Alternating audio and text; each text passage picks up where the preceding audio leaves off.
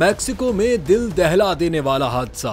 मुसाफिर बस हादसे का शिकार हो गई, 18 अफराद हलाक हो गए, दर्जनों जख्मियों को अस्पताल मुंतकिल कर दिया गया। कुछ की हालत तशवीशनाक बताई जा रही है। मैक्सिको के जनूबी इलाके में मुसाफिर बस हादसे का शिकार हो गई। मकामी हुक्काम के मुताबिक अफसोसनाक हादसे में 18 अफराद हलाक और दर्जनों जख्मी हो गए। गैर मुल्की मीडिया के मुताबिक हादसा सुबह तामोलिपास के दारुल हुकूमत सियोदाद विक्टोरिया से दारुल हुकूमत मॉन्टेरी जाने वाले हाईवे पर उस वक्त पेश आया जब एक कंटेनर मुसाफिर बस से टकरा गया। बस में सवार 18 अफराद मौके पर हलाक हो गए, दीगर जख्मी हो गए। वाक़े के बाद रेस्क्यू टीमें हादसे की जगह पर पहुंची और जख्मियों को अस्पताल में दाखिल कराया गया।